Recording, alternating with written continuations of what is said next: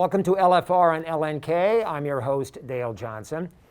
With that said, I would hope you feel comfortable about me removing my mask. We have taken all the necessary precautions. We are abiding by the directed health measure. We have our guests appropriately distanced.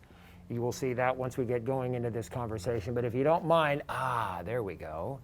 Now you can hear me even better as we talk about important matters with Lincoln Fire and Rescue. If you take nothing else away from these conversations, realize that Lincoln is a city department that is never satisfied. What I mean by that is, as a department, the men and women that are on the streets are always striving to improve, to lessen response times, to increase diversity, to attract more women into the career of firefighting, and to increase cardiac survival rates. So they are always working to get better. Now that you know that, I'd like to introduce two people whose careers are devoted to Lincoln Fire and Rescue. I'd like to introduce Ashley Engler. Ashley is a LFR Technical Rescue Coordinator. Ashley, good to see you again. Take off your mask if you feel that that's fine with you, and it obviously is. And Battalion Chief of Technical Rescue, Mark Majors. Mark, hi. Thank you very much for coming in. We are going to talk about technical rescue, something that I learned about and participated in recently at the Leeds Center for Performing Arts. And it's my understanding that this is a skill that is practiced by fewer than 50 men and women in Lincoln Fire and Rescue. It is the technical rescue. And we're going to talk about that today. All right. Thank you, Mark. Thank you, Ashley, for coming in. All right. Define, I'll turn to you, Ashley. Define technical rescue. So technical rescue is a set of skills that is what we would define as not normal, average responses that we would go to. So you would have to have a certain set of skill sets that exceed above and beyond what a normal firefighter would have to have. We're talking about, Mark, jump in here, aerial rescue, correct? Yes. Because typically the viewers watching us today are thinking of firefighters on the ground, fighting fires, providing emergency help on the ground, on the street. What we're talking about today would apply to window washers, radio engineers who climb antennas, anyone whose responsibility is above ground, on a building, working off the surface. Construction, maintenance workers. We have so many different places in town, so many different businesses that don't work on regular street level. And the technical part is the equipment and the skills to operate that equipment safely, not only for the firefighter, but for the person being rescued. Correct. Yes. That's right.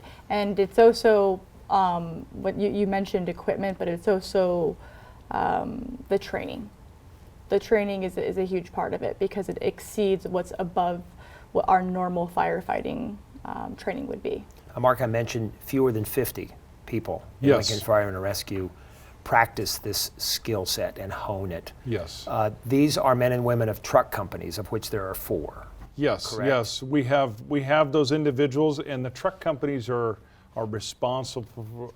They're responsible for the technical rescue side of things, just because of the hours of training, the equipment. And in a perfect world, it would be great if everybody was technically trained, but we have to look at taking that number down just a little bit, because it's about the training and the equipment, but also being proficient in using that. And if we had everybody technically trained, I think you would find out that our day-to-day responses would be pretty thin, because everybody would be in training Monday through Friday and not available for a lot of response time. That's how much training has to go into this. Trucks, by the way, good viewers, are the ones with the ladders. Engines are the ones that pump the water. And there are different pieces of equipment on those rigs. Yes. and knowledge that needs to go along with those pieces of equipment. So not that a truck crew or a member of a truck crew could switch over to an engine. He or she could probably do that. Correct. But the specific training for those rigs is why the 48 members of the truck companies are trained in technical rescue. Yes. Correct. Saws and other pieces of equipment that are aboard trucks that aren't aboard engines. Yes, Correct. our extrication equipment, all of the different stuff that we carry for a lot of our other day-to-day operations, the ladder work, and like we mentioned, the ropes and all of those different pieces of equipment. That's all confined to the trucks. Is technical rescue a routine skill set for fire departments around the country? Would Grand Island have it? Would Scottsbluff have it? Would Omaha have it? Would communities similar to the size of Lincoln in other states be trained in this? Yes, they would. There's a lot of, every department in the country has some form of this, whether you're paid or whether you're volunteer.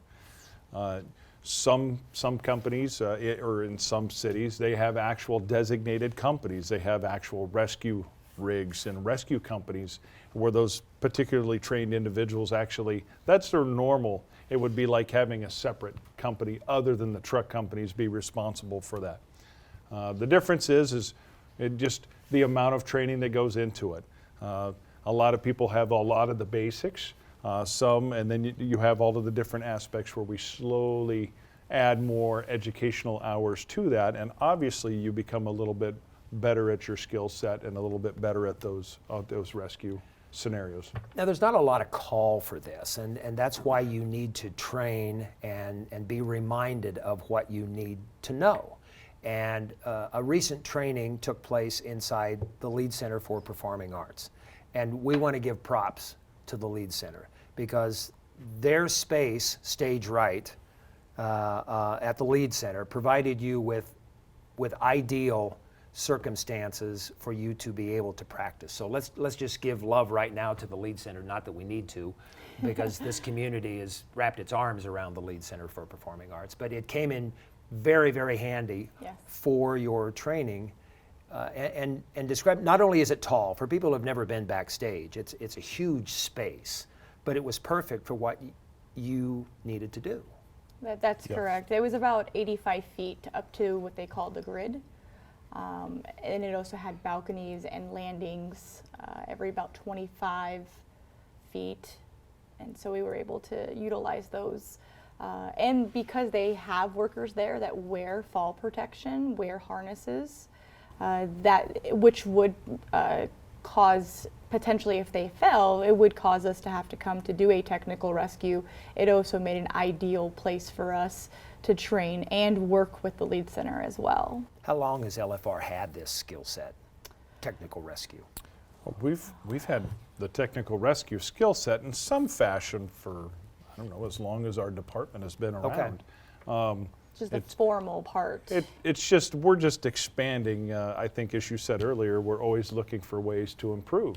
And this is one of those ways to improve, is to take all of our different skill sets, rope included, and to basically start at the basic level and go all the way through a certain program, a technical rescue program, following all of the different rules and regulations, not only imposed by us as Lincoln Fire, but also nationally recognized organizations.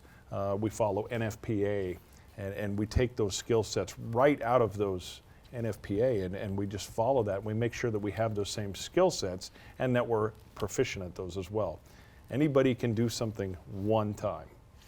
But to be truly proficient, we have to continue with the training, and we have to do it multiple times until you can almost do it without having a mistake. I was asked to participate Yes. in a rescue Yes. and really, really enjoyed it, Ashley. Really, really enjoyed it. And we're going to see a video of one of the descents, a pickoff.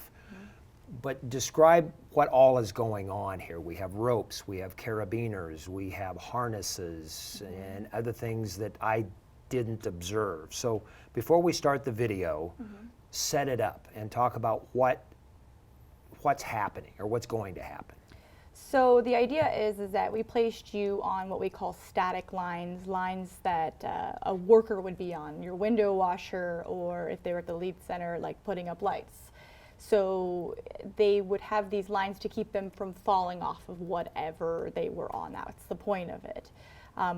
However, sometimes things happened, and how we had you positioned was you were hanging from these lines, and to get you off your harness, to get you off of having, to bring you up off your harness, we would have to do what we call a pick off.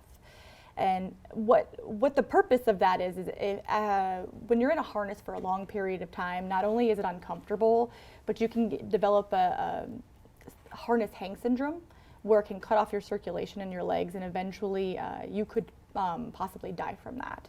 So we don't want people hanging in harnesses for long periods of times. Harnesses are good to help you from not to fall, clearly, from the height that you're at or whatever you're working on, but they also have the downfall of if you are sitting there hanging and you can't get out of them, you're going to need somebody to come get you.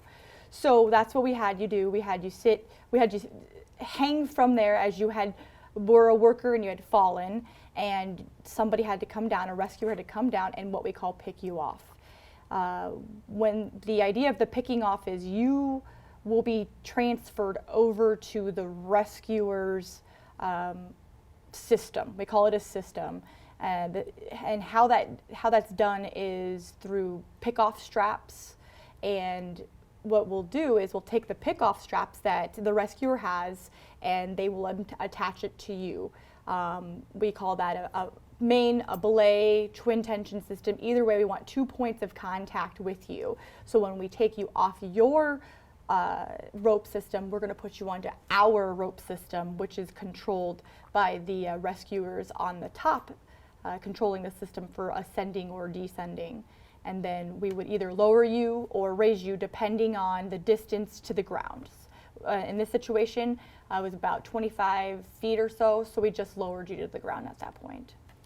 Now, let me just clarify when I say I really, really enjoyed it. It's not that I'm a thrill seeker. It's just there are situations when you are surrounded by professionals, and it's such a thrill to be able to be allowed into that world. And it's not something that I do all the time, and so the uniqueness of it was what I enjoyed. So that's what I mean. And at no point did I feel ever that it was loose, that it was unfocused, that it was out of control. It wasn't, and everything was communicated. I heard once the firefighter descended down at Neil Thompson, Yes. descended down, and you'll see this in the video. We were talking, you were talking to him, you were talking to the people above, they were talking down to you. There's a lot of communication going on, and this was a training, so there were questions being asked. Did you, or have you, or will you, or are you, fill in the blank. And so that is a thrill too, to see how it's practiced in real time. And one of the points that I asked, I think, Neil, is there a clock going off in your head? Do you want to get this done in a hurry? And the reason I ask that is because anytime anybody does anything in a hurry, there's a higher degree of probability that something's going to go wrong. You're going to forget something. Right. You're not going to tighten something enough. You're going to forget to tighten it in the first place. Never got any of that. There's such a high level of skill going on with this training that it was enjoyable to be there. Thank you for asking me to do that. The pickoff was the one that the exercise that the viewers will see. Okay. What was the first one? The first one I was already. The first one, is it called something different? It is still a pickoff, but there's the two separate would be the unsupported and supported pickoffs. I see. So the first one was your unsupported pickoff. The second one was your supported pickoff. So. Okay, but they're handled basically the same. They're Yes. set up differently in order to make it successful, but what the firefighter does to make me safe is basically the same. It is the same. The only difference is that usually when you're hanging from a static line, you're on your own harness. What makes it difficult in your first situation is that you would be what we would say a civilian that maybe was hanging from a cliff and we would have to put a harness on you and conduct the pickoff at the same time. All right, we're going to show the video. This is the pickoff. Describe what's going on. Okay. I'm sitting, or excuse me, I've been released from the scissor lift. Okay. All right, so I'm out there on my own. I'm hanging, Right. and above me is the descent of Neil. firefighter Neil Thompson. Yes. Right. Yes, and I do want to clarify, we're not using a scissor lift normally. We're using the scissor lift just for training purposes. It's training. Yeah. And for safety. It would be as if you had fallen off of one of the lights that you were putting up. So as you were hanging there, you kind of mentioned a little bit about time. Again, it's not the same speed as we would go into a fire, but there's still a little bit of a time of essence in our head, like, I've got to make sure that this person gets off their harness, that they don't pass out, because that can actually happen within as little as 5 minutes up to 30 minutes. You could pass out. So there is a little bit of that time there, but as what Neil's doing is he is descending down, which is being controlled by rescuers on the top, which are used with what we call MPDs. It's a form of progress capture. That capture is basically, you can't have a rope just freely go. So this locks it from going, and it helps with the weight of the rescuer and eventually the victim as well. Because as much as strong as we are, we're not going to be able to hold the rope on our own with having two people on them. So that device helps us with that. So as he descends down, the interesting part about the lead center is a lot of descents that you could go on. You can go on like a building where you're able to walk down. In this situation, he wasn't able to freely just walk down. Made it a little bit more difficult, what we would say is obstacles. And if you have to be very careful, because if you get off that like landing too fast and you don't allow yourself to lower down in an appropriate manner, you're going to actually swing in, and as the rescuer you can get yourself hurt by doing that. So Neil did a really good job of descending down to you. When he got to you, he was talking to you. And that's really important. I'd probably say that's one of the most important parts of this, is talking to the victim. You're not going to just be hanging there and be like, hey, how's it going? So Neil was able to talk to you and calm you down and say, hey, like, what's your name? What's going on? How are you feeling? That tells us your level of consciousness. That tells us what's happening with you, and how you're feeling at that point in time. So like that lets us know, do we need medical care right this second? What's going on? So that's kind of our assessment. At that point, then as he's talking to you, he's taking his pick-off strap from his red line and he's putting it to your line on your front of you. And then he'll take the pick-off strap on his blue line and put it to you as well on the back of you, on your dorsal.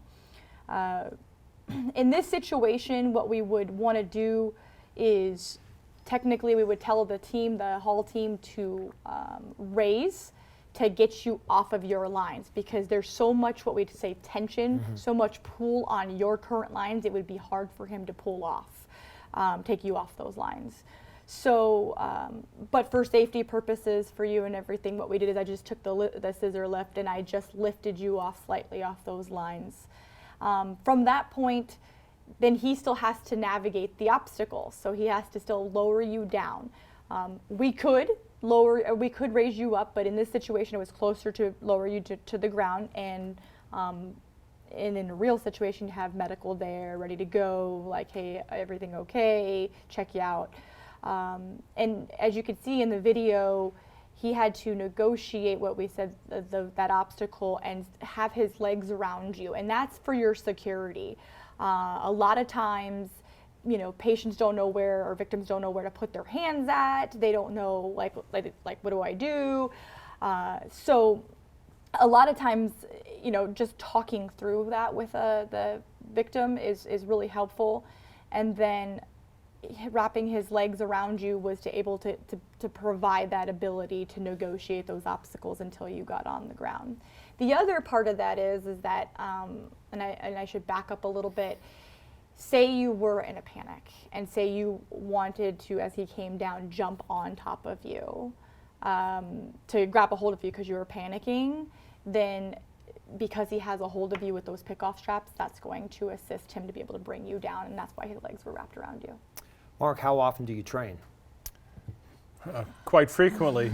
We made a commitment here at the beginning of 2021 to take all of our technical rescue teams and all of the different skills, take all of the truck companies, and to identify the main trench rescue, vehicle extrication. We identified a lot of all of our different skills that we're responsible for.